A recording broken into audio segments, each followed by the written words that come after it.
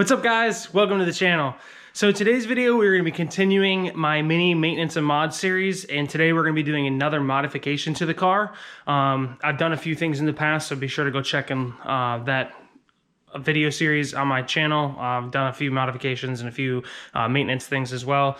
But again, we're continuing modifications today. So today we are going to be putting some stainless steel brake lines on this car. Now, there's probably a little bit of controversy about whether or not they do anything, but I can tell you just from personal experience, I have a set of stainless steel brake lines on my other vehicle, and they definitely made a difference in how the brakes feel. So I'm hoping that I can get that same change in how the brakes feel out of this car by putting stainless steel lines on it. So we're gonna get that done today. The set that I'm using is actually going to be a set of stainless steel brake lines from NM Engineering.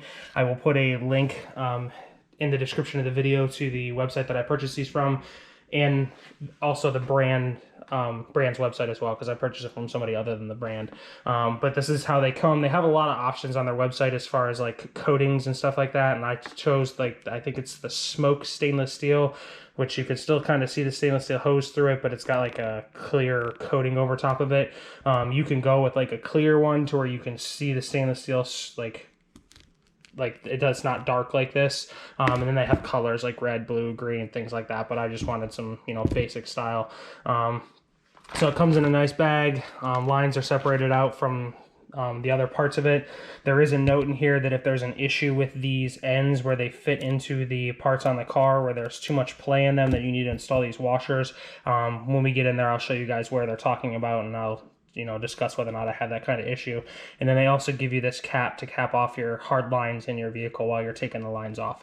So we're gonna get to this. I already got the car lifted up, so I'm gonna get the wheels pulled off of it, and we're gonna start getting these brake lines installed. All right, so we got our passenger front wheel pulled off, and we're gonna start working on getting these brake lines off. Now, pretty easy process. We're starting with the body side of things, taking it off. So you're gonna take off this line nut right here. That is gonna be an 11mm nut. I recommend trying to get some line wrenches like this in order to do it, because they encompass a lot of the nut and prevent you from stripping that nut out, because usually those are rather tight. This side's going to be an 11mm line nut, and or just a regular 11mm wrench. And then the side at the caliper is going to be a 14mm. Again, you can either use a wrench or a line wrench.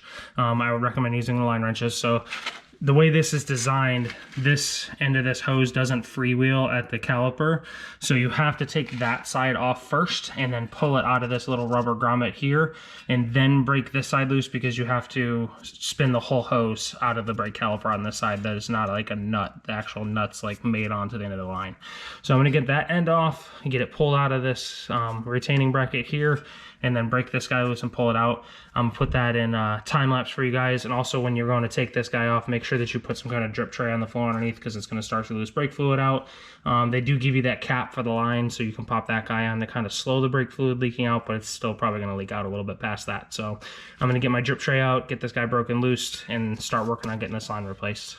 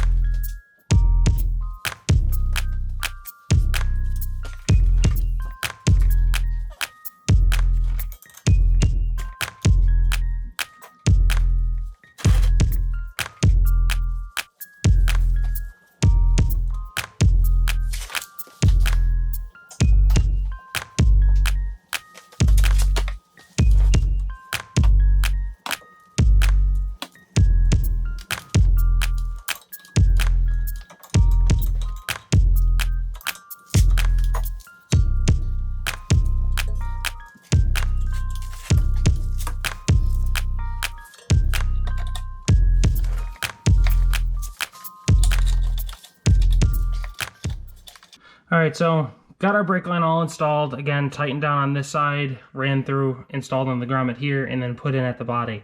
Now, I told you I was going to show you guys that washer that they were talking about, and I'm actually going to end up having to put it in. So this washer is what I'm talking about that comes in the kit.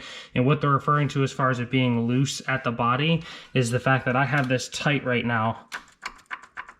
And you can hear that I could still move that line around, and I shouldn't be able to. So this little clip up here on the top is actually supposed to provide tension to like hold that in the body so that it doesn't move around like that. If it moves around like that, it can end up wearing through the actual metal that that line's made out of. So I'm gonna take it back apart and drop this washer, and that washer is gonna go up underneath here on the underside of this, and it just provides space underneath here so that this clip can still provide tension to that whole line assembly. So I'm gonna get that installed. I'm gonna show you guys what it looks like with that washer installed.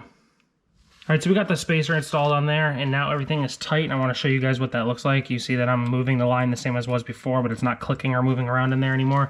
So spacer is going to have to be installed. They tell you it's due to manufacturing tolerances. I feel like it's just one of those things that they send it with all of them, and it pretty much just needs to be installed on it. So I would probably plan on putting that on if you're using these same lines from the same company.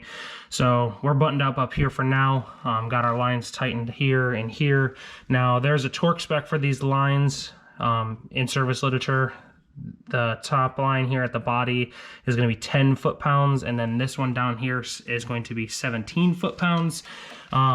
It's going to be rather difficult for you to tighten those up to torque spec unless you have like a crow's foot or anything like that that can get in there. I do have it, but I don't expect everyone else to have it doing this job. So what I would say is just gauge how tight they were when you were taking them apart and snug them up to the same tightness they were when you took them apart. So we're going to be done up here. I'm going to roll to the back of the car, and I'm going to show you guys how to get the rear line replaced.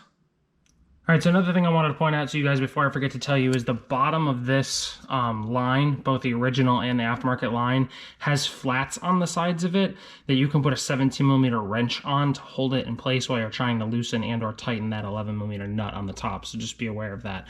So we're gonna move on to the back of the car here. And in the back of the car, it's gonna be the same process as the front. We have an 11mm nut here on the end of this line. Let's see if I can get you guys some better light in here. So we have an 11mm nut on the end of that line right there. And then the other side of it again is a 17mm. You're probably going to be easier to access it from like underneath this control arm. And then that line runs down, and underneath over here, there's a grommet down here that holds the line in the back of the strut assembly. And then it comes up into the brake caliper right here through this hole. You can actually see it through this hole here. And again, 14mm on this end, and then 11mm down on that out with a 17mm like regular wrench on that side to hold that. So I'm gonna get these this back one replaced, and again, make sure that you're putting in your little washer underneath that side. So this is the side that's actually gonna go towards the front of the car, or towards the body side of the car. Make sure that you're putting that little washer on top of this line piece here, and then you have a little rubber grommet here that goes through, gets put into that slot in the strut, and then the other end here goes into the brake caliper. So I'm going to go ahead and get this replaced, and then once we get done with that, I'm going to do the other side, and then we'll walk you guys through how to bleed the brakes on this.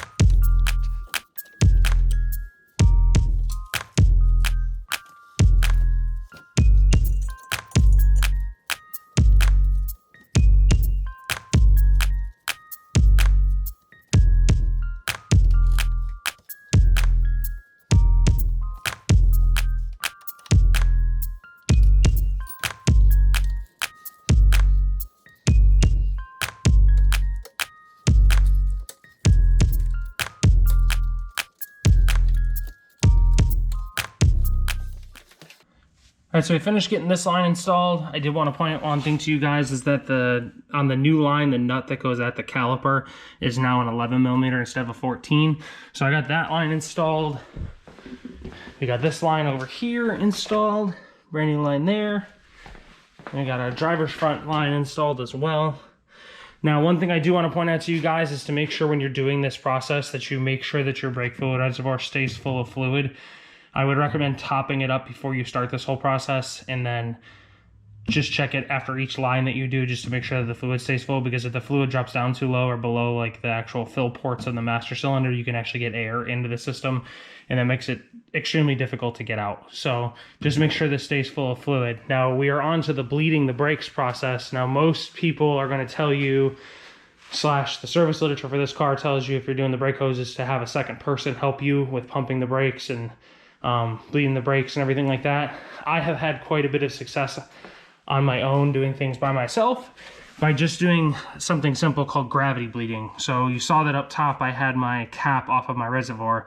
That allows atmospheric pressure, or like the air around us that still has pressure to it from it's kind of like gravity, think about it like that, pushing down on that fluid in the reservoir. And if you crack this bleeder screw here at this brake caliper, it's technically lower in the system than the brake master cylinder is, and because it's lower, the fluid will want to flow down through the system and out through this bleeder screw just based off of atmospheric pressure. So what I always do brake bleeding wise, especially when I'm working on stuff by myself, is I will gravity bleed and crack this bleeder screw loose at the wheel and just let it go for 5 or 10 minutes and drip fluid out, and that in most cases will get all of the air out of the system. So I'm going to do one wheel at a time, and I'm going to kind of follow a normal like brake bleeding procedure, which is to go the furthest wheel from the brake master cylinder to the closest. So we're going to do right rear, right front, left front. So I'm going to start with this right rear. I'm going to collect the bleeder screw loose here and show you guys that after a while it should start getting fluid out of it.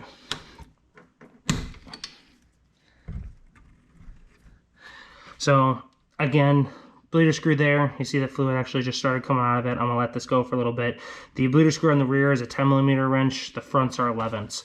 So I'm gonna let this gravity bead for a little bit, and then I'm gonna show you guys that we have a good brake pedal afterwards. All right, so we're out driving the car now. It didn't quite do as much as I thought it was going to do compared to the other car. The other car also had some other modifications that was done to it at the same time that could have contributed to the brakes feeling a little bit better, but definitely has a little bit more bite to it than it did before. Just first application of the brake pedal, it stops sooner. There's not as much mush, I guess you would say, in the pedal. So for the price that I paid for the parts, I feel like there's enough of an improvement that it was worth the price. If you guys have any questions about the work that was done during this video, or the parts or anything like that, please comment down below in this video. I'll be sure to answer any questions you guys have. Other than that, I would really appreciate if you guys subscribe to the channel, and I'll see you later.